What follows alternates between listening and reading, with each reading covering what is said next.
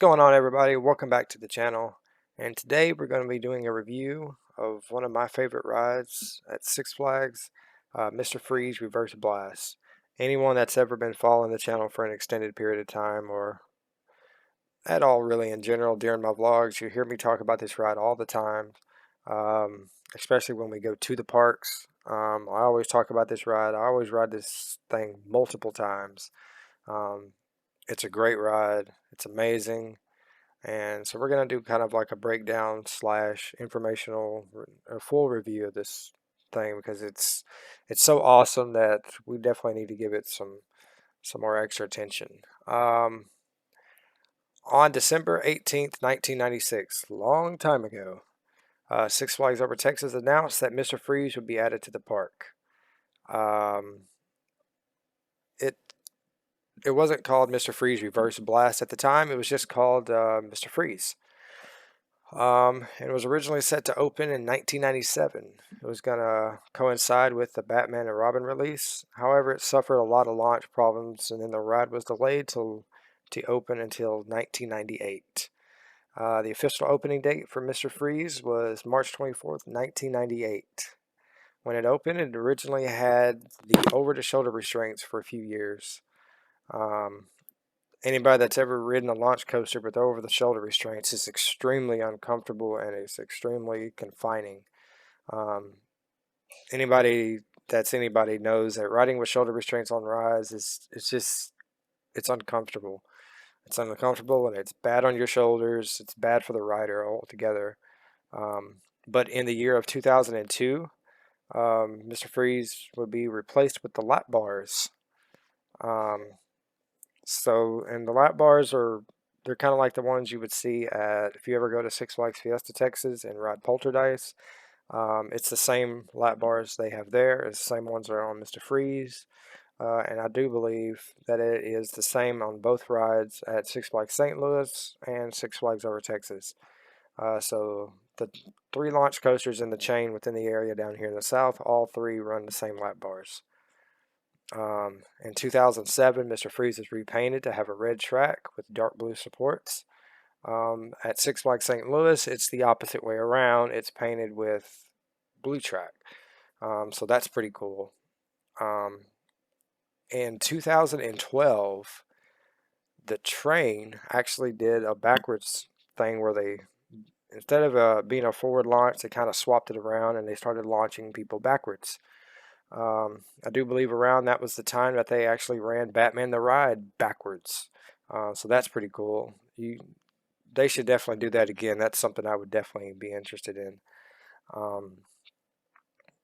But yeah, it launched backwards, and the reviews from the ride launching backwards was insane. Because going forward out of the launch station, when you get to that vertical spike, you're going up the vertical spike, you're just looking straight up. So you don't really see much. So it's really not all that thrilling.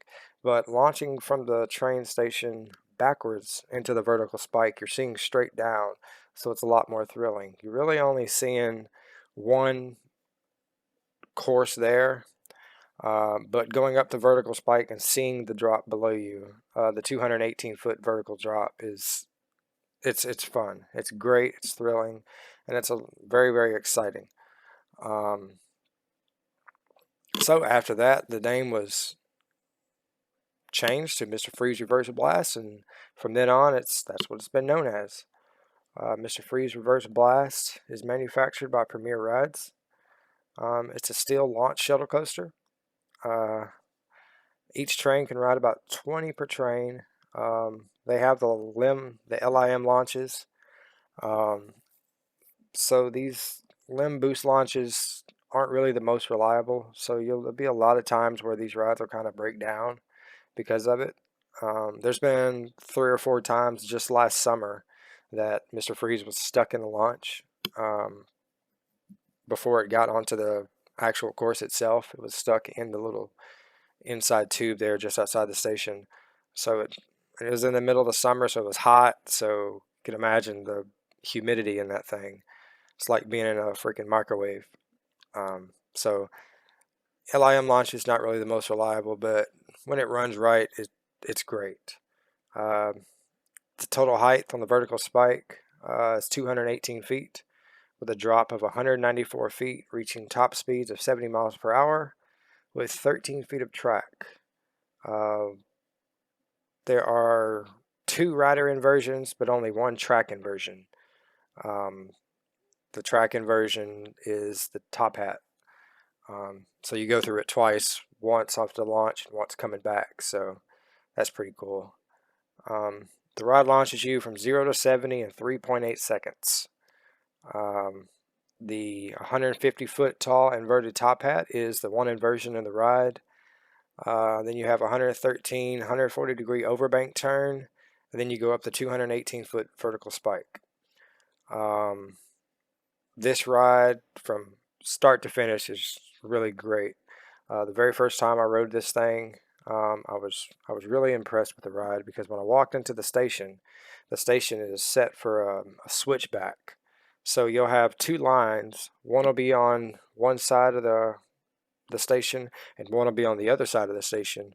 And as one train's coming off the station, the other train will be loading on.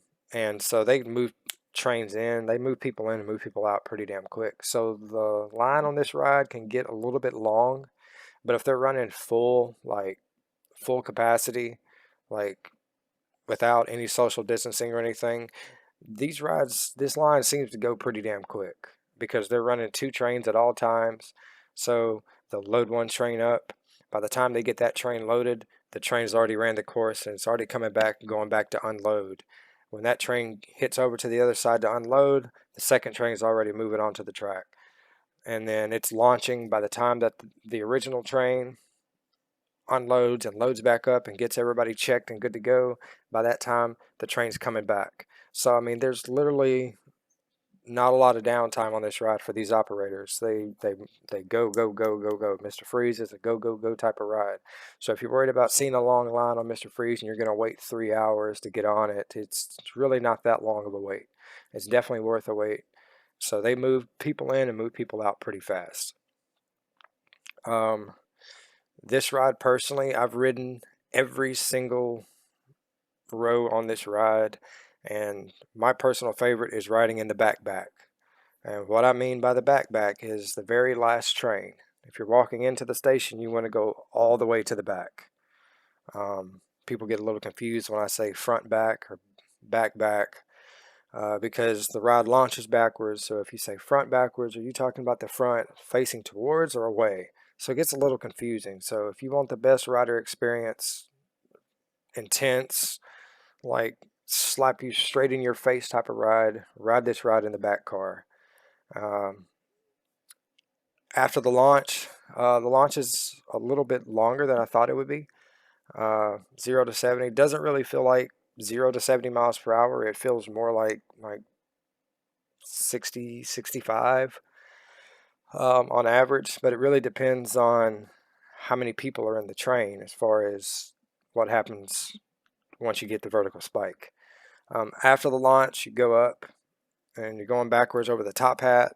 It's really cool. You hit the overbank turn and you go up to the vertical spike. This is where things get really different. If you're running a full train, like every seat is loaded with at least one person. Well, obviously it's going to be one person. But if you've got every seat loaded on this car and you go up on the vertical spike, you're going to have a really good time coming back, because you're going to have more people, more weight, which means more speed going down. So you have a higher chance of hitting over that 70 miles per hour possibly. But I mean, this ride is just, it's so fast. It's like a one and done ride. Like this thing launches, you go through the course, you're like, what the hell is going on? You hit the vertical spike, and the next thing you know, you're back in the station pretty much. It's a really short ride. The ride's about 40-45 seconds long, but it's one of those rides to where you're like, you might be a little nervous or scared about it if you're new to roller coasters, or you're a really young enthusiast in the making, you're not really sure about it, then yeah, it's gonna make you a little bit nervous. But once you get on the ride and actually ride the ride itself, you're gonna be like, why was I scared of this? This is so much fun. And every time I go to Six Flags, I ride this ride at least 4 or 5 times, because it's just that much fun for me. it is by far the most intense ride at Six Flags Over Texas. There is the double helix on Titan. That's a pretty intense. You've got, but that's nothing compared to Mr. Freeze. Compared to Mr. Freeze, it beats Titan easily. Titan's got a different drop, but Mr. Freeze has got it beat for intensity and speed and the duration. The duration is where the ride kind of hurts some, but it's a closed circuit ride, so you're gonna have your short duration rides on these things. But I mean, it's so much fun. Um, in my personal opinion, I would rate this ride to be the best ride at Six Flags Over Texas at the moment. Next year, we're going to have the Aquaman Power Wave. It'll be launching next year in 2022. So we'll get to see, how that pans out. But so far right now, I give this one as definitely by far the best ride at Six Flags Over Texas. When I look to review rides, I look at a lot of different things. I look at, one, how the rider experience is. If you're in the car, is it a comfortable ride? Is it rough? Is it bumpy? Is it smooth? Did I hurt my shoulder on it or something? Or did I bump my head or whatever? It's anything like that. But this ride, relatively most of the time, is actually a pretty smooth ride. If you're riding in the back, sometimes it can get a bit bumpy. But it really depends on the train that you ride on. Anytime that I'm riding solo and I ride in the back, I always go to the right side. Because riding in the back on that one seems to be a little bit smoother than the side on the left. But like I said, it really just depends, because I've gotten rides on the left side in the back that have been really smooth. So it's just kind of you're kind of a hit and miss with it. It's not bumpy to the point that I would say, oh, well, I don't want to ride it. It's just a little bit bumpy, not really too much. So bumpiness and smoothness, it's actually really, really smooth. Ride restraint, it's got lap bars with those seat belts on the lap bars itself. So that's really cool. It's not really constricting. It's not confining. You can move your upper body quite a bit, throw your hands up, do whatever you want to do. So that's really nice. Next is speed. Titan is supposed to be like 80 miles per hour, something like that. But it hardly ever hits that sometimes, unless you've got like a full train. But Mr. Freeze is kind of, it's not as high as 80 miles per hour. It's probably not as fast as Titan, but it's definitely more intense than Titan. But speed isn't everything. It's also about the elements of the ride that make the ride great, like the inverted top hat, the overbank turn, and I think the main thing about this ride that makes it so great is a 218-foot vertical spike, where you go straight up and straight down, and you can see every ounce of track and everything in front of you while you do it. So none of the rides at Over Texas offer that, unless you want to go on the Superman Tower of Power, but that's not on a track, that is a drop tower, so it doesn't really apply here.